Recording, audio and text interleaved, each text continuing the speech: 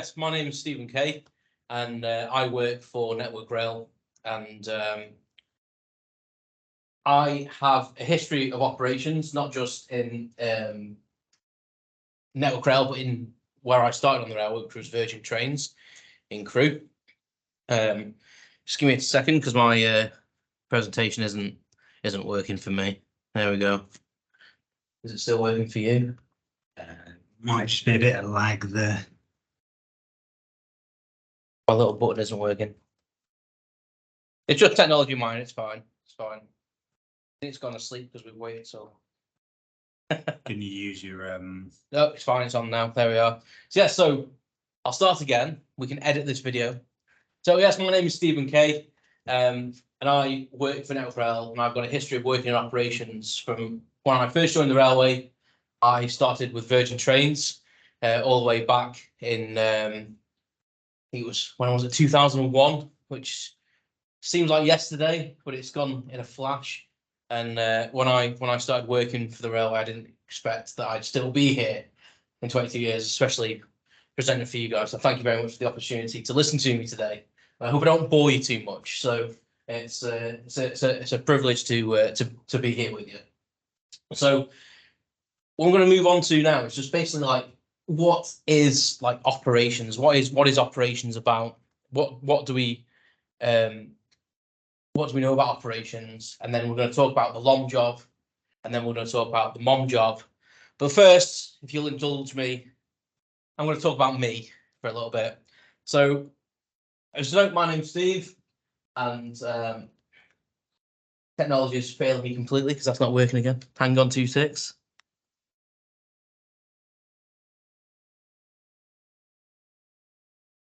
Aha, there we go. So, I'm married. I got married in a kilt because I have Celtic heritage. There's me and my wonderful wife 5 years ago. And yes, I am punching, so please don't make any comments about that.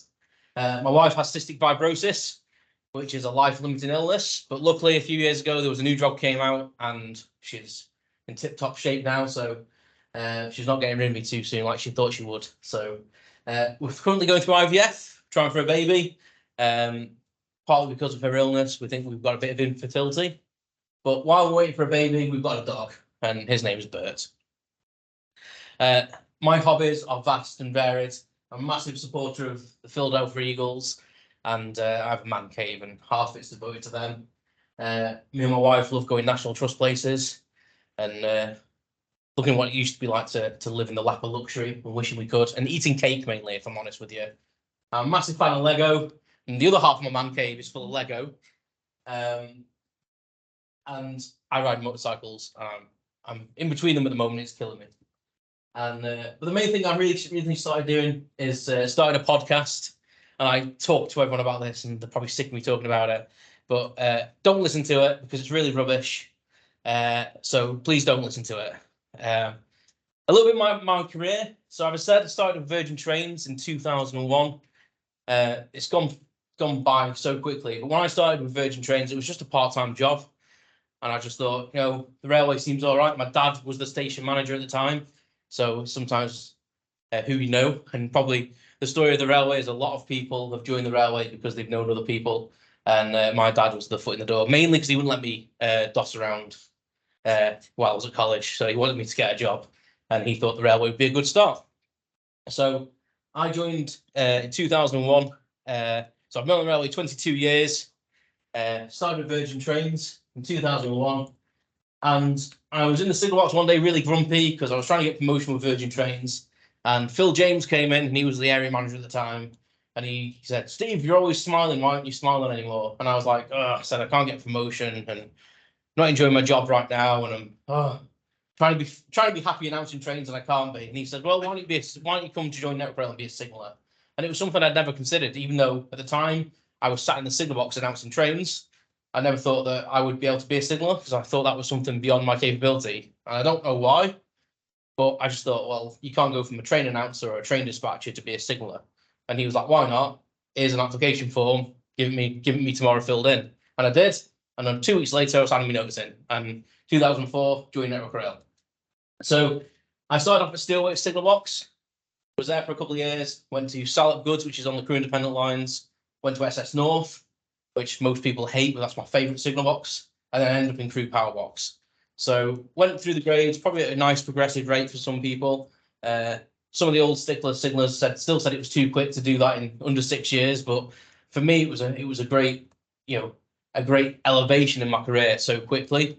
And it's one of the things I think in the railway, if you put the time in and you go through the motions and you keep your nose clean and you learn about the railway, people pick that up and they will give you that elevation and give you that promotion and see something in you. And I became a mom in 2012.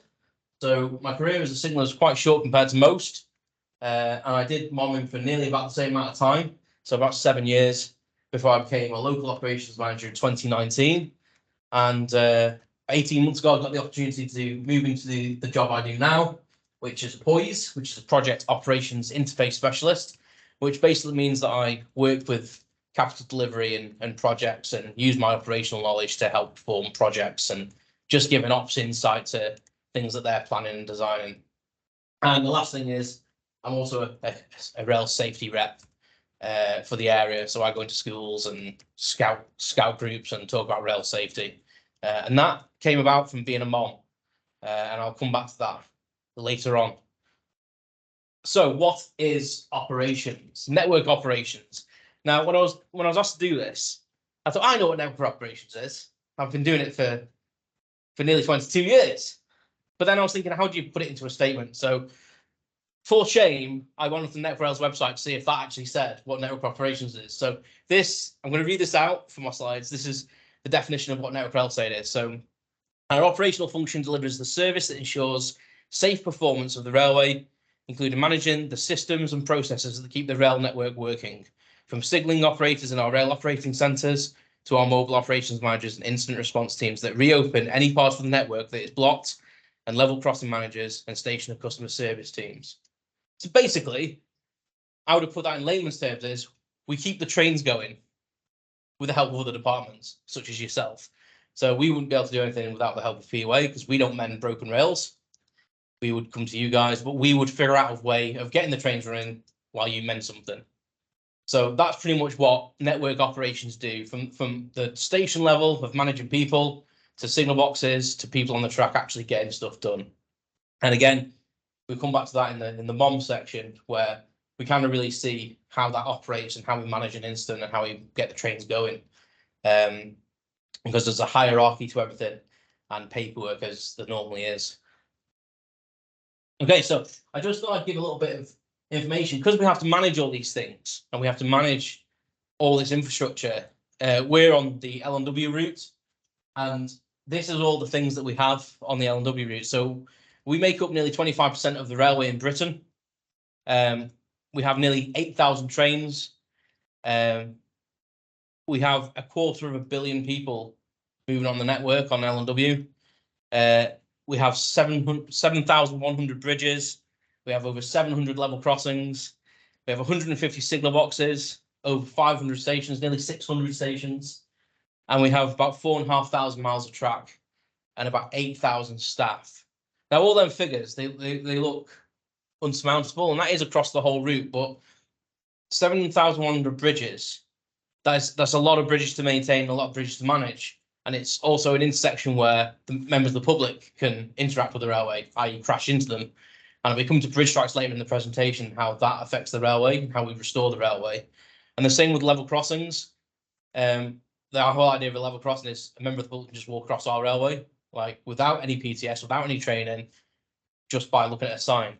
And they're the sort of interactions that we kind of want to avoid. And that's where the level crossing managers come in trying to manage the risk at them places. But fundamentally, they're the most risky places that we have in terms of operations and how we manage the railway. Okay, so as you can tell, I like my little pictures. So while I'm talking, you can focus on the lights. It's not hypnotizing you, trust me. So network operations are on the front line. We're keeping trains moving. So in the Crewe area, we under Chester and Merseyside management area. So the route is kind of under devolution. So the route is broken up into operational areas. So North West and Central itself has a north and a south. And the Crewe area is managed by Chester and Merseyside and Crewe. So it's kind of like the main office is actually in Chester for Crewe, which is unusual. When I was a LOM, my office was in Crewe, which was actually based in Crewe Power Box. And the way the hierarchy works for ops, from my side of it, is you have the signallers, signalling trains, you have the LOMs that manage the signallers, and then above them you have the operations managers that manage the LOMs. So as you go through the system, it becomes a bit of a pyramid. So you have more signallers to each LOM, and you have not as many LOMs per OM. So you may have maybe 6, 7, or 8 LOMs per OM, and then you might have 28. And it sounds ridiculous, doesn't it? I'll tell you all the meanings in a minute. And then you have maybe 20 to 28 signallers per LOM, which doesn't sound like a lot, but when I get into the LOM role, you'll see how crazy that can be to manage that. So a signaller, self-explanatory, signalling trains. A LOM is a local operations manager. So a local operations manager will manage the signal boxes and the signallers, and they are given kind of their own little area to manage. Normally, how many signal boxes they get. Generally, no more than like 6 or 7, because it depends on the amount of staff in them locations. Normally, each signal box will have 4 staff. In Crewe, there's 2 LOMs. There's a north and a south LOM. And then over the other side of Chester, there's about another 5 or 6 LOMs that are over Merseyrail and the Chester area, and over towards like the Wigan area, stretching north, and that's where the West Coast area takes over. So there is a little bit of overlap. We do overlap a little bit. So if there's an incident, the MOMs will overlap. Generally, the signallers don't overlap if they're based in a location, but we have relief signallers. So they're the signallers that don't actually have a signal box designated to them. They have a home station, as we call it. So they might have Winsford as their home station, but they can work maybe 10 signal boxes in the area, and they can actually maybe cross borders into other LOM areas and sometimes other regions. And that's where it gets complex, because if they have an incident, who manage that incident? And the same with the LOMs. The LOMs can also cross areas when they do their duties, but it's very rare because that's why we have different areas. But we're all operations. So if the call comes and they say, would you mind giving us a hand? As long as we're escorted on an area we don't know, it's fine. The railway is kind of the railway, and the rules are the rules. So we don't mind having that like interoperability to work with each other. So in the terms of Chester and Merseyside area, there's quite a big team. So there's one operations manager who manages about 9 LOMs, and I say 2 of them are in Crewe. Sandhills is kind of its own entity, even though it's part of our area. Sandhills kind of manages itself because Merseyrail and all that sort of thing. And I think they have 3 LOMs at the moment and 1 operations manager. So in the area as a whole, if you include Sandhills, there's 2 OMs. And above them is a ROM. So we have LOM, OM, ROM. And I think we have a COM above that or to the side of that. So yeah, we like our abbreviations. So if you want to go through them all, it's MOM, LOM, ROM, OM, COM. So it gets a bit confusing, but once you know the hierarchy, you're fine. So all we're going to concentrate today is really the LOMs as a local situation, and mainly for Crewe because that's where I'm based. So we won't go into it any further than that. Start sounding like a Dr. Zeus book otherwise. So what we also ensure is we want to keep trains going, but we want to make sure that the timetable's maintained. So that's what we're working on to. So the timetable's there as a baseline. That's how we make sure we're keeping the trains going. We work with control very closely. So we have an operations control that manages the area. So we just don't go out on the track and start messing around if something goes wrong. Everything has to go through control. And beyond that, it'll go to the National Operating Centre, which is down in Milton Keynes. So if something's really gone wrong and it's causing widespread disruption, Milton Keynes get involved and they will advise us as well. So it's quite a system. And then it goes higher up the ladder like most things. As something becomes more serious, it'll go up the ladder and eventually control make the decision to call a major incident or involve the knock, as it's called. We do like abbreviations on the railway. So what we want to do when something goes wrong on the rail, we want to make sure we're there quickly because we want to solve it as fast as possible. And the same with, I'm sure it's the same with the POA. When you discover a problem, it's going to, especially if it's going to cause a restriction, you know there's going to be repercussions to that, i.e. trains being delayed. You need to fix that as soon as possible. And you probably have people from operations breathing down your neck saying, when are you going to fix it? When are you going to fix it? What speed can we do? What speed can we do? And we only do that because we're getting told to do that, because that's what we're bothered about. We don't really care how things get fixed, as long as it's safe and we can run trains safely. And that's the whole idea when I come to the MOM job later on. That's pretty much what a MOM does. It's just hassling people to get trains moving in a safe and effective way.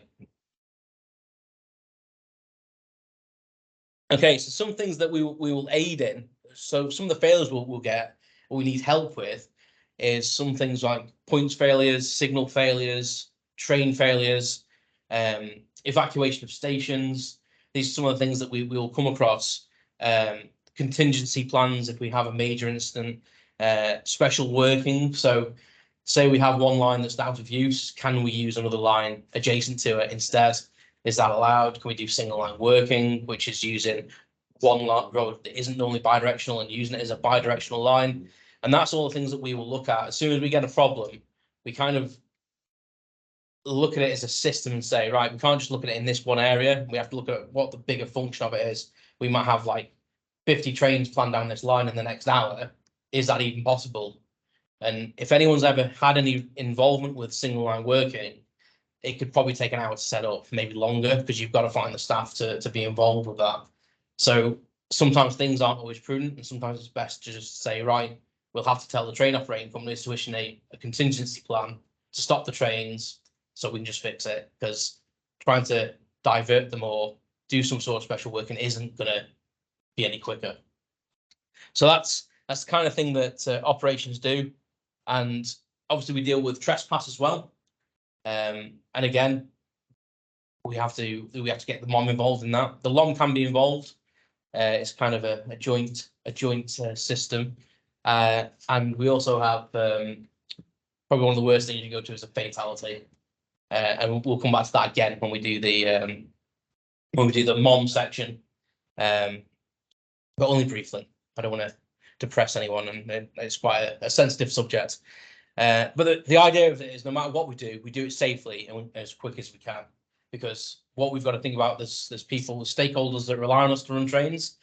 They're paying for us to run trains, and more importantly, there's people on each train and goods on each train that are meant to be getting somewhere.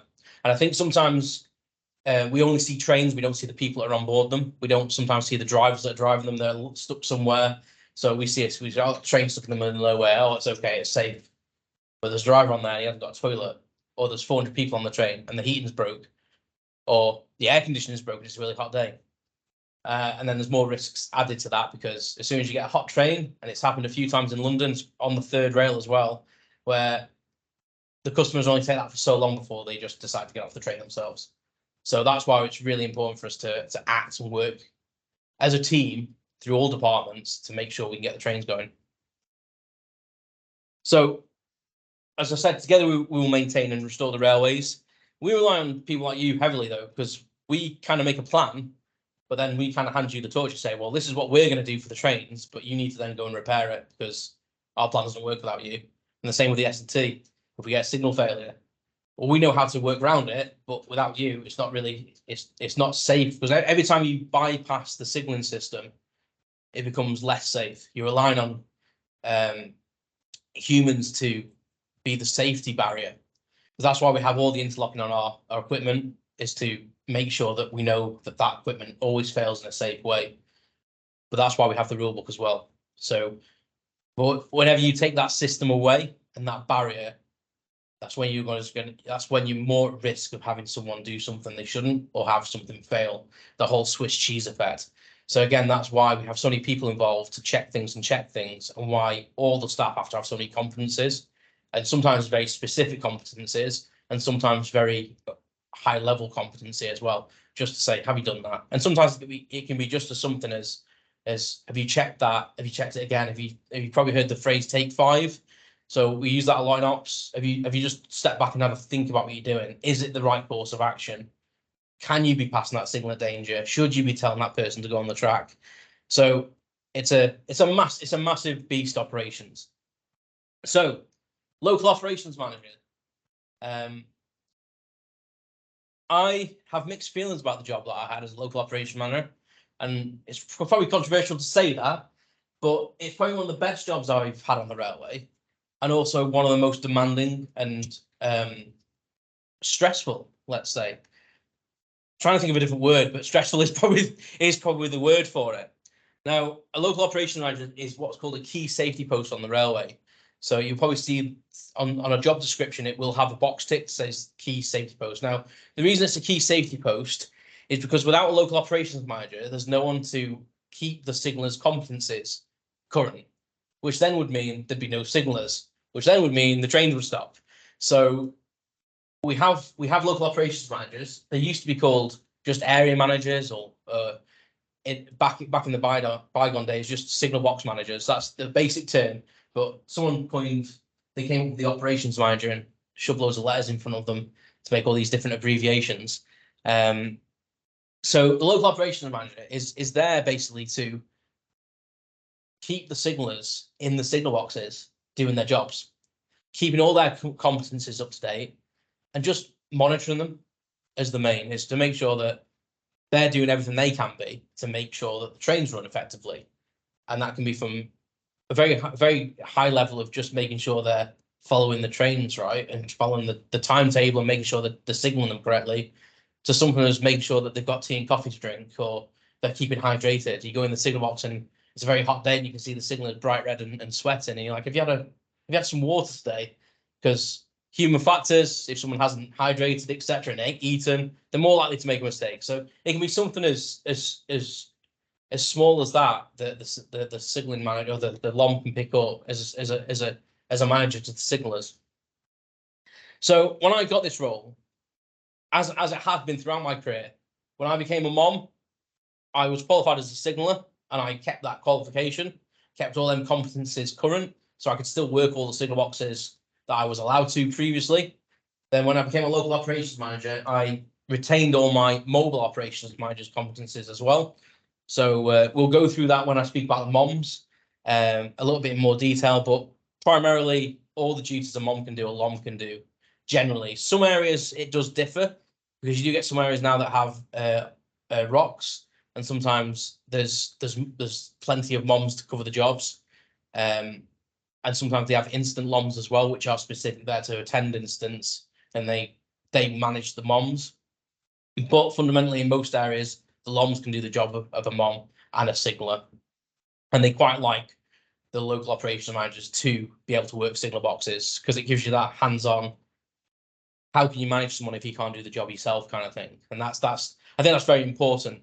When I got my job in crew, I've always worked in crew. My experience on the railway is crew, and some would say that's restrictive, and probably in some cases it is.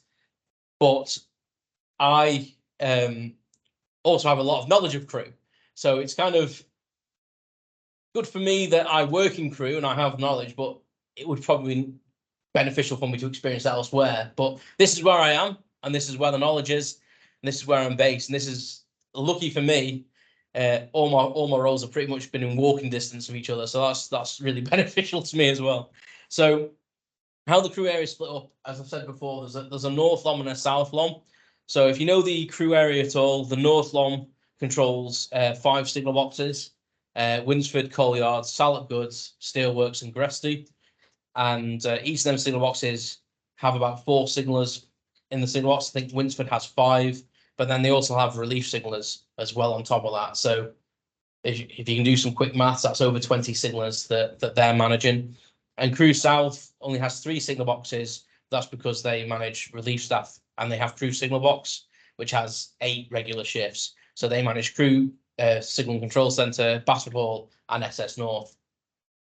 So they need to know the area as well, because if the signaller phones up and says, just had this happen, they need to be able to recall that and have that knowledge in their brain so they can give an answer, because the signallers will look up to the local operations manager as someone to ask a question to.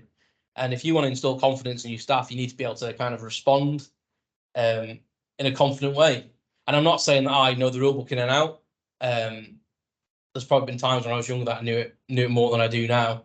But when you have to learn like 60 odd rule books and have to know all the other standards, etc., like that, and you have to have all that kind of floating around in your head, when a signaller phones you up and just asks you a random question out of the blue about a rule in the rule book, it's good if you can kind of say, well, I think you're right, let me go check.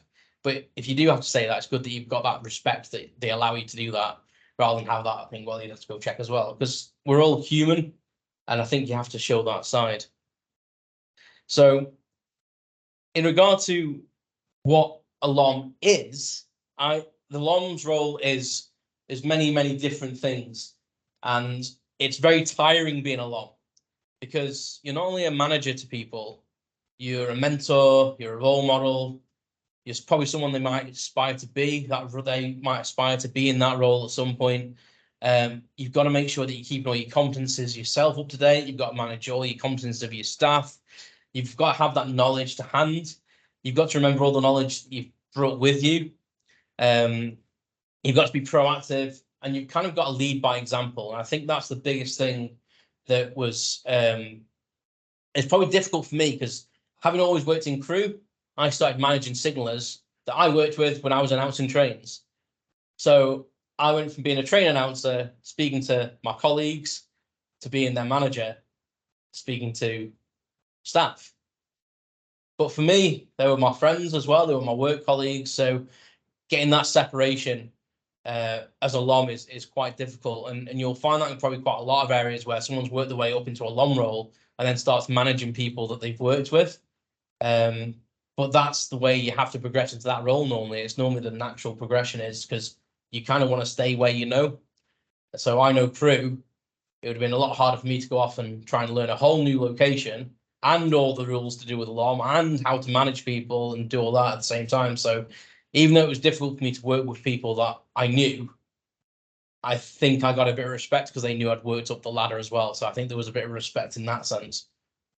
But being all of these things for everyone, and I probably could have put about 400 other words on that screen.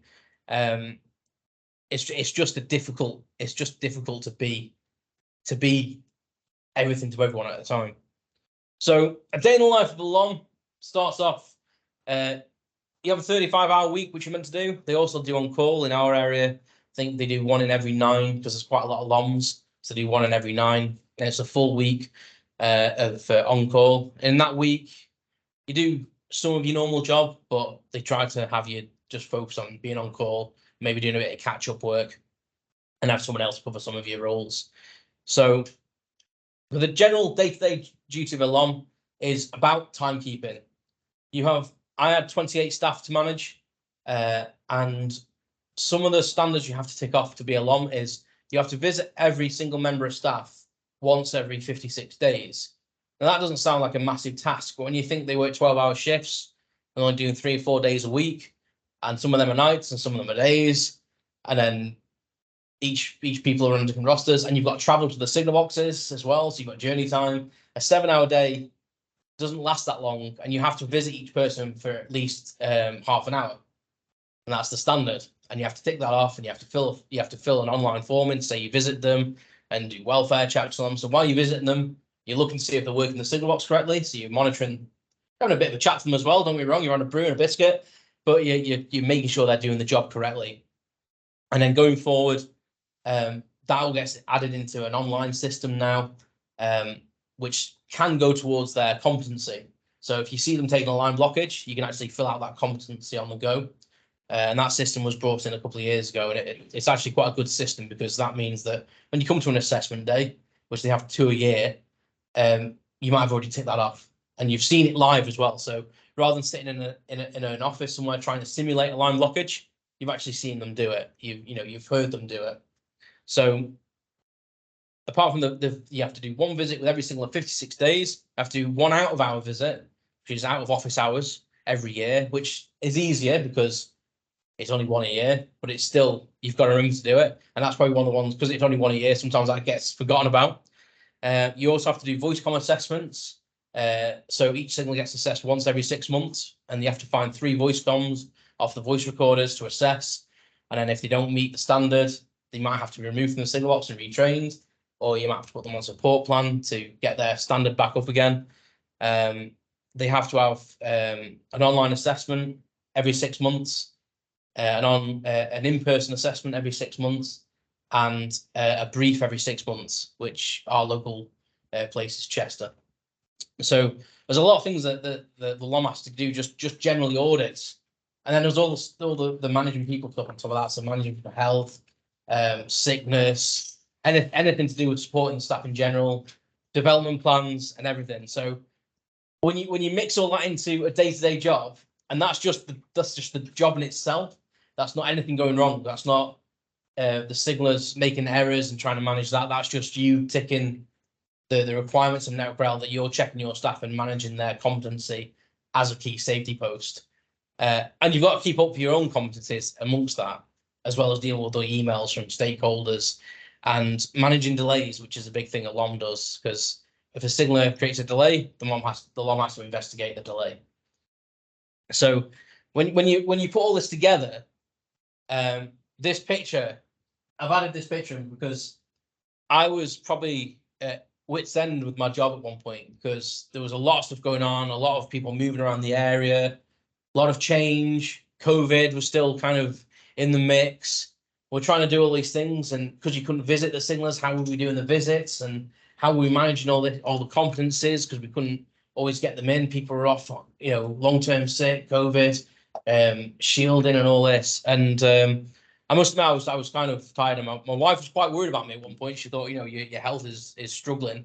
And I walked into Costa on the way to Chester one day, and I walked into Costa, and the guy just burst out laughing, and he was looking at my feet, and I looked down and went, "Yeah, fair play, give me a coffee." I said, "I think I need one." So, and as funny as that picture is, it did make me realize, I can't do everything, and we can't do everything, and you need support sometimes. And the LOMs do a fantastic job, but it's a role that is a bit unforgiving, and you're working between a rock and a hard place sometimes, because you're being told from above you have to do all these things and do all these things, but you're trying to keep your signalers happy while still being a manager to them, and it's a difficult role. So now a role that it's one that I miss. I miss being a signaler, but mobile operations manager's job, you're sitting in between the LOM and the signaler. You're still on a grade. So the LOM is role clarity, but a MOM is still a graded role, like a signaler. So you still got all your overtime, and you can do extra days, etc., etc. So that's a nice thing to have. But you do have some sort of management responsibility. They help out with audits with the LOM. So LOM can give you jobs to do on behalf of them, basically, and save them some time and effort. And it's a great job. It's not a key safety post, weirdly enough, because the LOM is, and they can do all the MOM stuff. So I presume that's why it's not. But it's a brilliant job. And I think the reason I liked it so much is when you're a signaler, you can feel very helpless when things are going wrong. So someone will phone you up and say, "There's a broken rail on that track, stop the job, stop all trains." And then you just sit there. And you know that all this activity is happening outside. And it's great, because when the trains do start working, that's when you earn your money again. You're then maybe coping with all the extra trains that are coming through. But I did sit in the signal box quite a few times thinking, "Oh, what they're doing on the track." They're the people that are actually solving stuff. They're the people that are actually fixing things and seeing it. And you hear the stories when the moms used to come back and said, "Oh, I've just done this, I've just done that." And you're thinking, really? And it wasn't until I started doing the job that I realized that these things actually do happen. And you're a bit of your own boss, a bit like a signaler, but you're out and about. So as long as you're doing your duties, you can go and drive in the van and think, "Well, I'm going to go check the access point," and no one's been there for a while. So you might drive to an access point and have a brew in the car and just sit there for a bit and monitor the access, or sit in a location where there's been trespass at a certain time of day and just be there showing that Network Rail are patrolling, because we do that. We do patrol. It's the whole idea of the MOM. We'll drive around, show that we're visibly on the network. So if anyone is trying to steal cable or trespass or vandalize, that we're showing we're out and about. But the main thing is about being a MOM is you've got to be out there, you've got to be ready to respond. So biggest thing is making sure your van's ready, you've got enough petrol in it. You're not going to run out of petrol if you suddenly get 3 calls one after the other. You've got all your point equipment in the van, you've got your oil, you've got all your paperwork, because paperwork's a big thing on the railway. If we have to start implementing single line working, there's paperwork to do. So yeah, it's a massive task. But when you're not got any instant response to do, they have to visit signal boxes just like the LOMs do. So they'll just cruise around the signal boxes and have a brew with the signalers and check they're all right. And that's a great job because you just driving around to signal boxes and see if they're all right. And it's kind of nice because you're kind of on a similar level to them. And even though you are a manager and you can tell them off if they're doing something they shouldn't be doing, you're still monitoring them in the signal box, but you're more on a par with them. And it was a nice role to have because as a signaler, you're stuck somewhere for 12 hours. You can't go out. You're in that signal box. Whereas if I was in the office doing paperwork and I thought, oh, bored of this paperwork now, I'm going to go check an access point, and I'd go and drive and check some access points.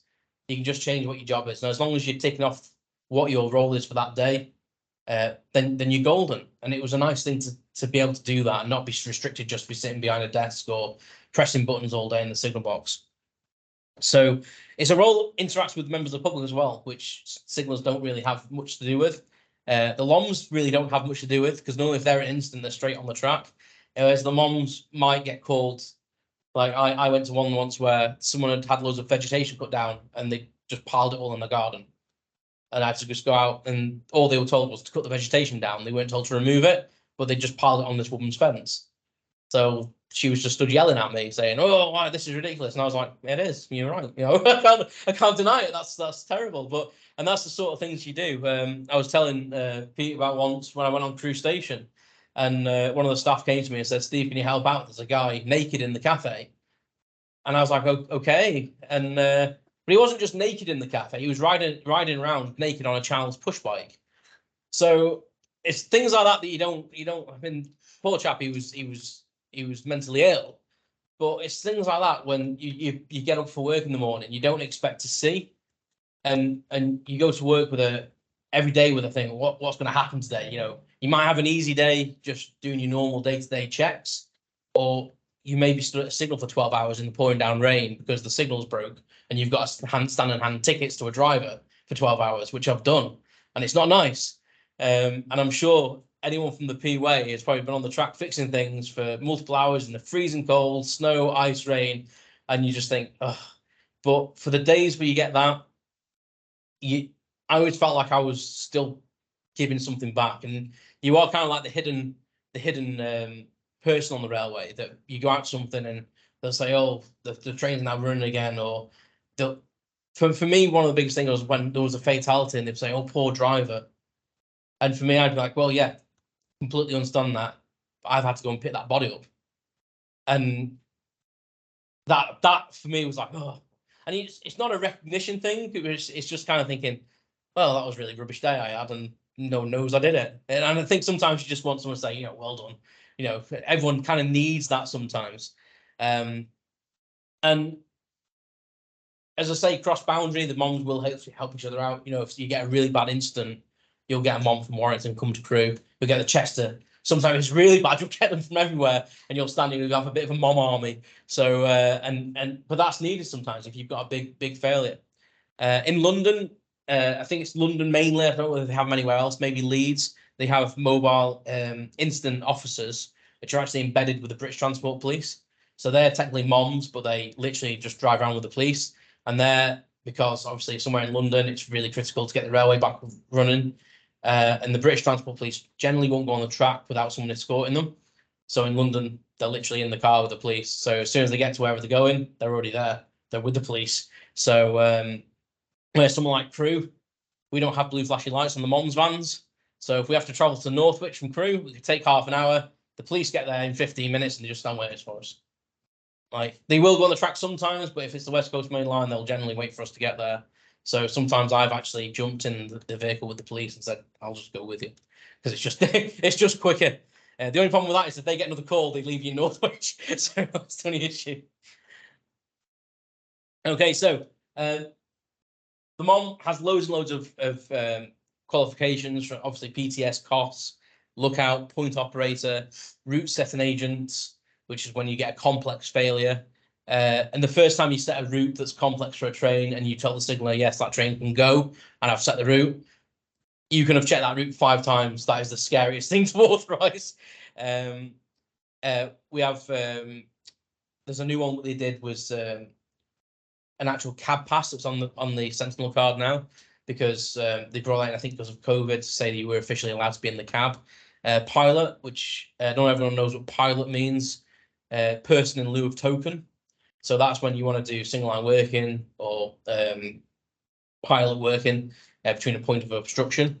They have bridge strike nominee and rail defect nominee. Rio, some of them have Rio 2, which is like a higher version of Rio. Rio is rail incident officer, and we'll come back to that. They also have signaling competencies as well. So some of the moms can work some of the signal boxes. Like me, they asked me when I became a mom, do you want to keep your competency up? And I was like, why would that be? And they were like, well, you might be able to get a rest day out of it. And I was like, I'll do that. I might be able to get an extra day. That'll do me. But also it keeps your hand in as well, because you're learning any changes in the signal boxes. When you're on the ground, you can have in your head, well, I know what that signal is doing because I work that signal box. I have that knowledge. And just going back to rail defect nominee, and obviously something that would be relevant to you guys. A mom can only authorize 5 miles an hour or stop the trains. So the signaller, depending on how if the report was like a bump on the line, the signaller can actually authorize 20 miles an hour until someone comes and checks the track. So when a mom gets there, they can actually restrict the movement of trains more.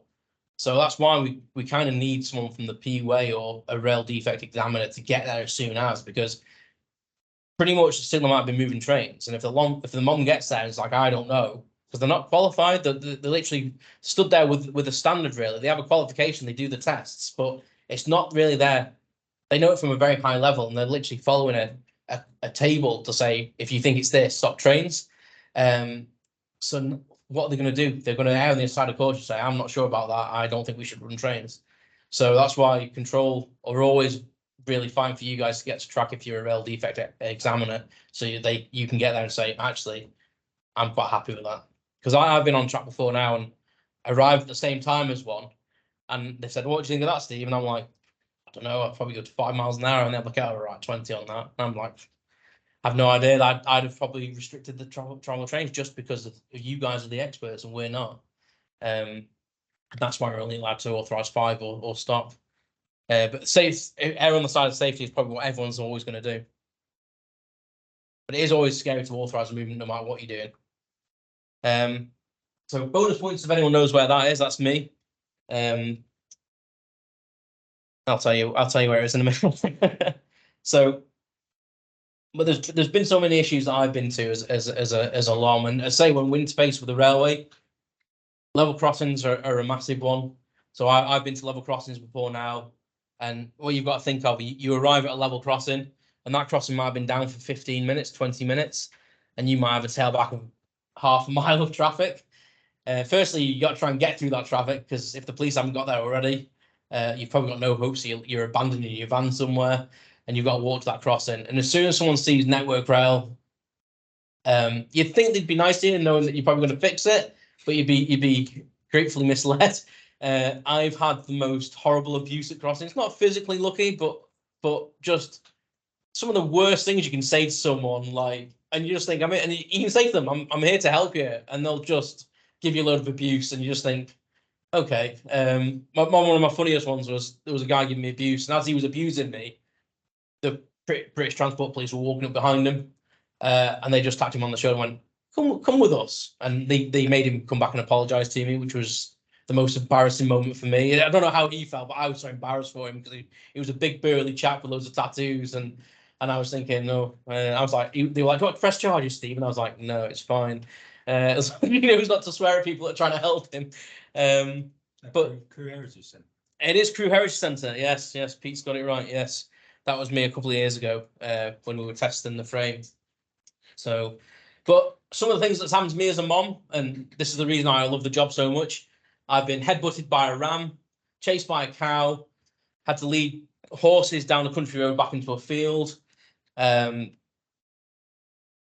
Yes, I stayed away from a bull once. There was a massive bull on the Old Sager line, and me and some of the P-way lads were trying to usher it back into the field. And every time we took a step towards it, it just huffed at us. So we were like, whatever, you stay where you are. If you're happy there, we'll just stop the trains for a bit. And the farmer came, and I would have never believed it if I'd seen it. This bull, I've never seen a bull so close, and it was huge.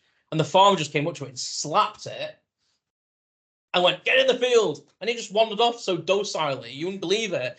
And me and these 5P way guys were just stood there going, we would definitely not like we were just marveled. And he looked at us as if we were complete wimps as well, which was the hilarious thing. We were stood there like, we've been waiting for you, and you've literally just slapped it and it's moved. So yeah. He basically said they were a big stupid animal and they wouldn't hurt you. But I was like, I wouldn't really like to think about that really. We come on to trespass, and that's probably one of the biggest things the MOM does is go to trespass instance. You know, we need to keep the railway safe. We do location checks to check that accesses are still shut. And then what we do is we'll travel around and be visible. But people still trespass. People still take shortcuts. People don't know the risks of the trains. And this is kind of when I became a MOM. That's kind of how I got into rail safety, because we had a lot of one point just to the north of Crewe near Parker's Road. We had a lot of children trespassing. And I'd been to a few fatalities at that point, and I was thinking, you know what, I don't want to go to a dead child. So I started going into the schools and promoting rail safety. And luckily, the trespass stopped not long after. So we think we got to the right children, kind of educated them. But it was quite scary. Some of the pictures some of the local people have taken of the kids hanging off the bridge right over the overheads, stood on the track, putting branches and stones across as trains were passing on the opposite line.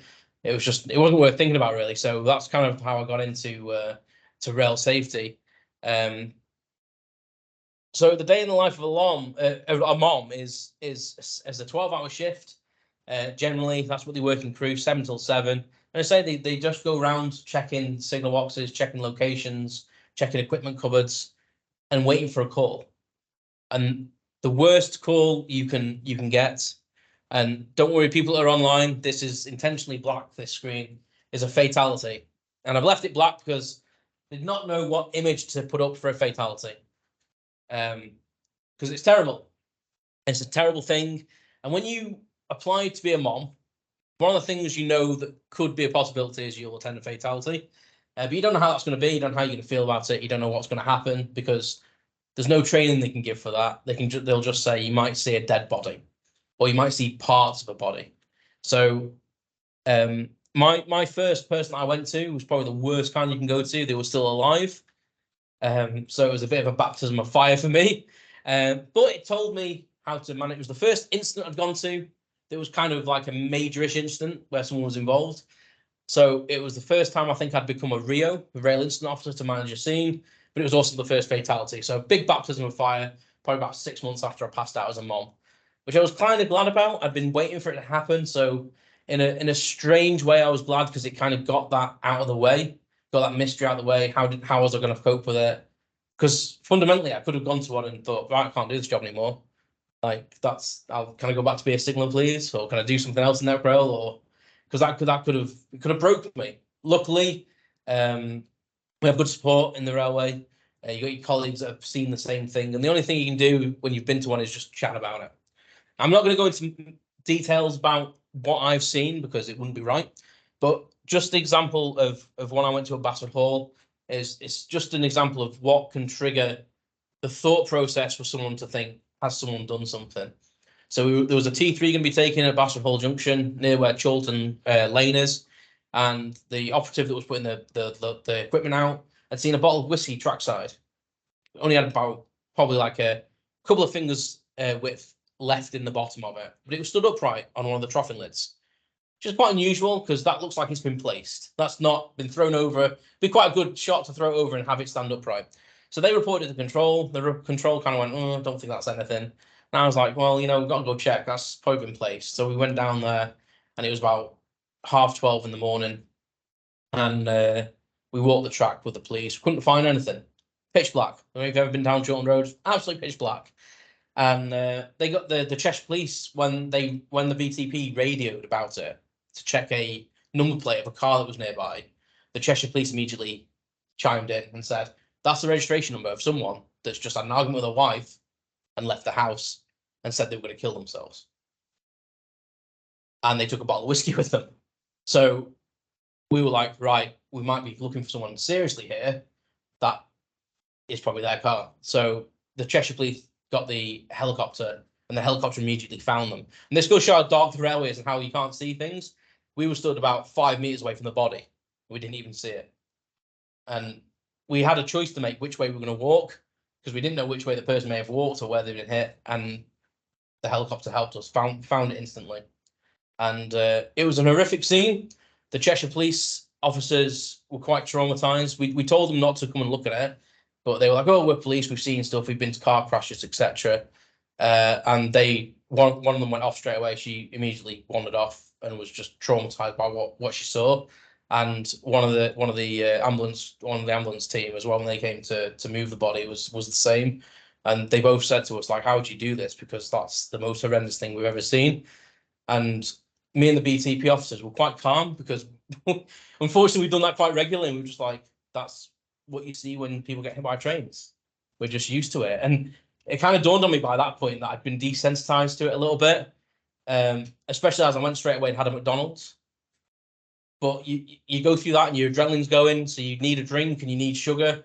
And the best way I could cope with it is I used to go home, have a shower, clean myself off, phone control and say, "I want a couple of hours break." They'd cover me for a couple of hours, maybe ask another mom from another area just to be on alert in case anything happens. I'd go home, clean myself up, change all my uniform, probably bin it sometimes as well, depending on how bad it was, and then I'd be okay. Go get McDonald's and I'd write my log up, because we have to log everything we do. So we'll quickly go through bridge strikes. So bridge strikes is one of the things that you do quite a lot as a mom. And you'll see these bridge plates on bridges, and it tells the public how to report it, basically. And the signal will follow a bridge plan like this. It'll tell them how to manage the bridge. This is the one for Progressive Lane. Used to be one of the worst ones in the country. And this basically says what sort of bridge it is. So you'll see it says double amber or amber. And double amber basically means the first train gets cautioned over at 5 miles an hour, and then the next train can go normal speed. If it's a single amber, the first one's 5, the second one's 20 until someone says otherwise. If it's a red, stop, because it's danger. And if it's green, they don't have to do any actions, because the bridge has been deemed that a normal vehicle wouldn't damage it. But it still has to go checked. So the MOMs are what's called bridge strike nominees. They're not bridge strike examiners, so they have to follow damage limits. They're very much like the track. We have a little book we take out, and we look at the book, and we go under the bridge and go, "Oh yeah, that's not that bad." And then if it doesn't reach doesn't exceed the damage limits, once we've checked the track alignment, so if we see any movement on the track, we can open the lineup again. And it's very critical, the wording of how we open the lineup. We open up to normal speed, which means the speed of the line it was before the bridge got hit. So it's not line speed, because there could be an ESR on. So when we give the line back to the signaller, you have to say normal speed. So I've just included a few pictures of someone I got from the Network website. So that's it's quite a bad one. knocking all the story off. So on a bridge like that, the signaller has slightly different operating instructions. It's to caution the train under, only if the driver can get under safely. If they can't, they have to stop. And sometimes the only report we get is from the next train going under. It's actually cautioning the train, unless the MOM's got there first. And there's a skip lorry. Most ones that hit them is curtain-sided lorries, and what's been found is, I think it's like 52% of, Network did some surveys, I think it was 52% of drivers didn't know the height of their vehicle before they left the depot. And they're meant to basically have it in the cab to know what height the vehicle is. It's meant to be, that's how it's meant to be marshaled. So it's quite scary, really. And I've been to quite a few bridge strikes. So I just went to one and someone struck it. And as we were tidying up and opened the line, literally another lorry came straight on the corner, smacked straight into it. And me and the police stood there like, did that just happen? And we phoned up the signal, said there's been a bridge strike. And they went, "Oh no, that's finished now." And they were like, "No, there's literally just been another one." And I had one of the funniest things I've been told by a driver of a lorry was, "I thought I'd have a go. I thought I was too tall, but I thought I'd have a go," which amazed me and the police. So main job of the MOM is to be a Rio and manage incidents. So when they attend an incident, they generally don't know what they're walking into, and they should have all the stuff in the van already. But they follow the JESIP procedure, which is the Joint Emergency Service Interoperability Program, and there's an app for that, like everything. But it's a really good system. It's what all the fire services use, ambulance, police, and it's basically to join everyone's thinking together. And the app basically takes you page by page on how to manage the incident and how to see whether it is a major incident or not. So the first thing you do on here is declare whether it's a major incident, which should be if it's a massive accident or there's multiple fatalities, etc. And if there isn't, and you can put that to one side.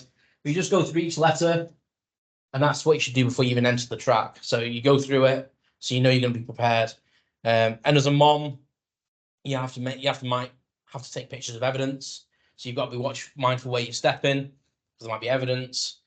Even on a fatality, the police have to declare whether it's a suicide or if there's any suspicious activity. So anything that might degrade, such as like measurements in trains. So you might have to get into a train and take the brake pressure, because that will slowly drop over time. So it's these things like this that people don't realize what the mom does when they turn up at site. And it's quite a responsible job, because you have to take notes as you're doing it, because you're expected to have a Rio log.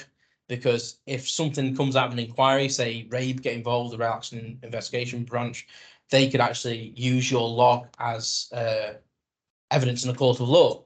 So your timeline of events might actually be really prudent. We have airwaves radio now as well. The mom has a radio, and they can dial straight into British Transport Police as well. So they can go straight, using a radio, straight to control. And if they know the lapel number of a police officer, they type it into the phone on a certain channel, onto the radio. They can literally speak directly to that police officer, which is something that's introduced after I became a mom, but that would have been incredible. Because the worst thing about managing an incident is you're on your own, generally, and there could be 20 police, 20 firemen, or fire personnel, ambulance staff, and they're everywhere. There's network rail people, and you're trying to manage who's coming in and going out of the site, because you're meant to log who's arriving, who's departing, and that is a challenge.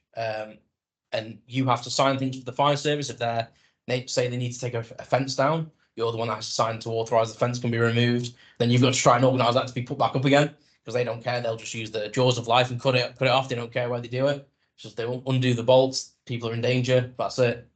And then obviously there's a hierarchy of command. So normally the Rio and the mom sit down in the operational side of it. The bronze, silver, and gold are like kind of the old names for them. Operational, tactical, and strategic is now what they're called. So the National Operating Centre would be up at the top, or the controller, or the regional controller, and then the Rio down here. And if you've got a Rio 2, you'd be sat in the middle. So basically, depending on how serious the event was, depends who's getting involved. So if you hear Gold Commander involved, you know you've got quite a serious problem or something affecting multiple areas of the network. I was a Rio at the Kirby derailment a few years ago, when the train went through the buffer stop at the end of the platform, went under the bridge and injured a few people. And that was the first time I've been to like a true train crash, and RAIB were involved and the ORR were there. And to be involved in that and have press and stuff, I think that was probably the most kind of involved thing I'd been in. And it was quite, I think I was the second person to get there, like to act as Rio. And it was quite an eye opener to be having like people from these investigators coming to you and saying, "Are you the Rio?" And you're like, "You need to do this, or you need to tell us that, or have you got pictures of this, or did anyone take evidence of this?" And I'm pleased to say that everyone that acted on the day, and when it happened, we'd followed everything, and we did everything we needed to do, so they could do a thorough investigation.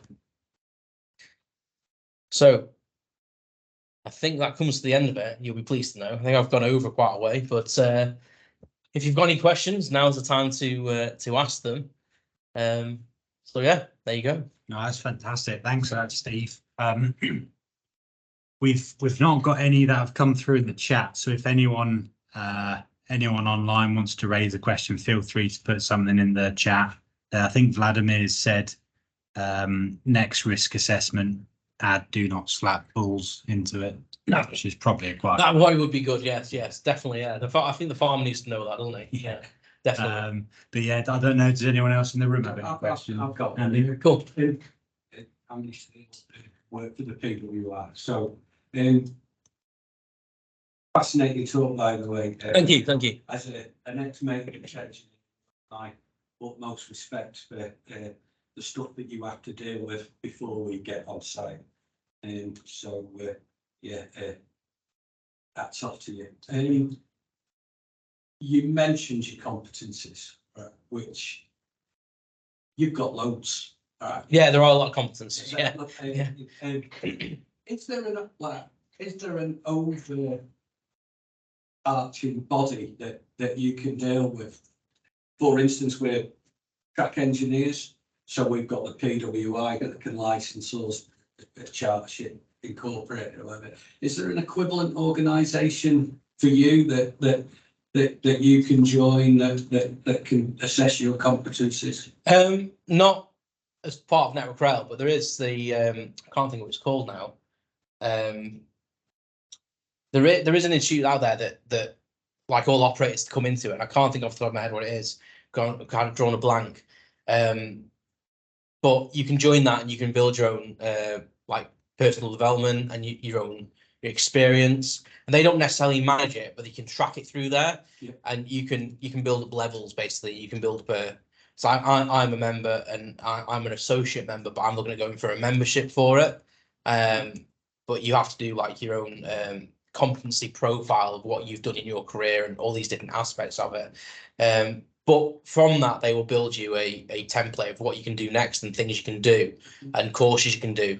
So it's good to be involved with. Chartered Institute of Rail Operators, it's called. Right. Okay.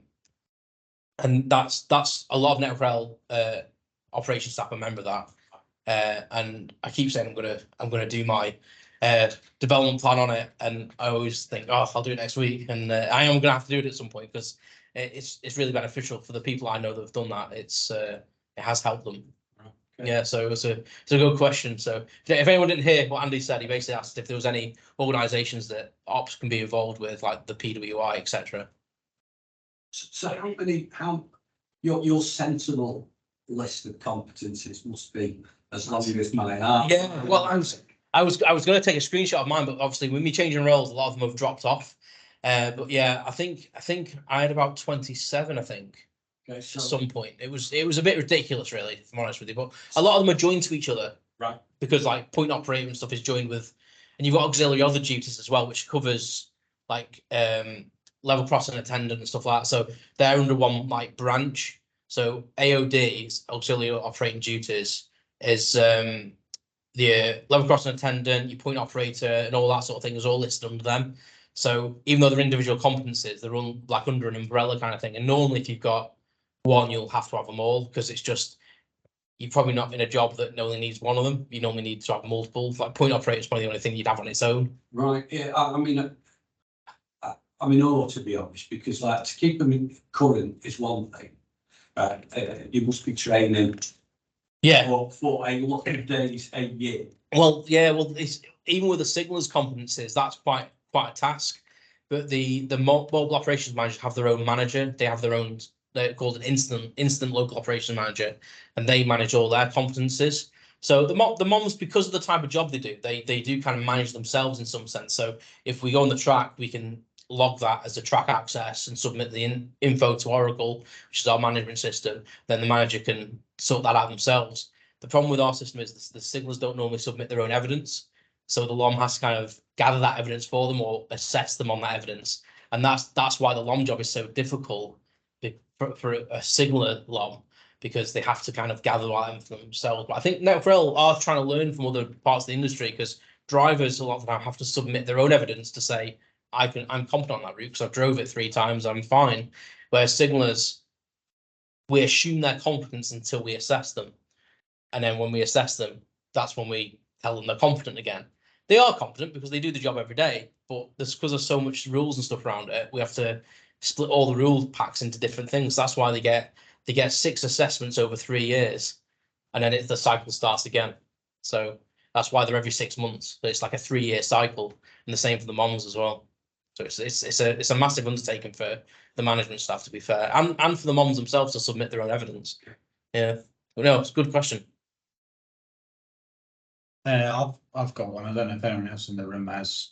It's probably quite a brief one. I think you touched on it actually. I'm just wondering how the migration of signal boxes to ROCs is going to affect both of the roles. I suppose with the MOM, see the majority of the duties you went through discussing kind of reaction to operational incidents isn't really going to be affected, but I suppose that interface with signalers, is it affected in a positive or negative way, or are you kind of not sure because of how it's so? Yeah, so it's a good question. Like the role of the MOM has always been like local, a bit like the LOM, and the LOM role in the fact of when we migrate to rocks, you're going to have workstations. So technically, it makes the job of the LOM easier because they might have 20 signallers, but they're all in the same room together. So you might be able to walk in a room to visit a signaller, and they can visit 7 signallers in one go. Now that might be like 4 hours of their time, but they don't have to travel anywhere, and it's done. Whereas a MOM that's located in a rock will have that. If they're located in somewhere that has been abolishment, like crew will be, more than likely we're going to still have to have operational staff in crew, because we can't have them sitting in Manchester responding to something in crew. So the logical thing would be that there will still be a crew MOM, but their duties will change because they then won't have to visit signal boxes, etc. Or if there's any left, that is. So I don't actually know. I don't know whether the route know yet, because I'm a little bit out of that. But that's some questions that they have started to ask us, like, what are we going to do? I know the British Transport Policing crew were very keen to have a MOM placed with them at one point, a bit like London. But I think it was a funding thing, because obviously the London thing's funded, and that is they're a full time. It's a different role. The MEO role is a different role. So whether it merges into that and they end up getting embedded with the police, which would be kind of a logical thing in a way, because they're there and the police just take them. They have no other duties apart from just checking locations like the police would do anyway, because the police do that. They patrol, don't they? So yeah. Oh, that's great. Thanks, that's Steve. Any other questions in the room, or? Just one. Yeah, So you okay. related to AD. But is there certain confidence MOM has in terms of assessing the situation on site in terms of OAD, or you just ring the DCR and just say, I've got some wires down, what do you want me to do? Or Yeah, so if the MOM turns up and there's overhead line problems, you're asking kind of what they would do about that and how they would respond, really. yeah.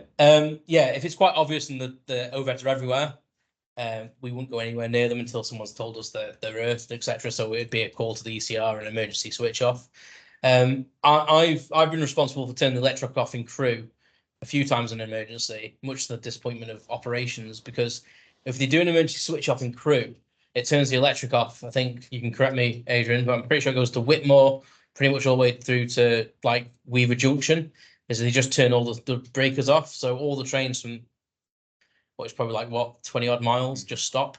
But it's a decision you've got to make. Like if you turn up and someone's stood on a bridge threatening to jump onto the overheads, if you don't turn them overheads off and they jump, they may die from the fall, but they'll get electrocuted on the way.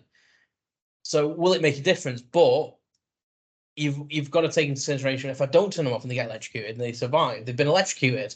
So it's a really hard judgment call, and it's a really difficult thing to know when you walk up to something, and you've got to really go with your gut instinct. And a lot of the MOM job is gut instinct. You do that methane test, really. You walk up and go, right, well, they're in immediate danger. What can I do to take that immediate danger out? I'll have to turn the electric off.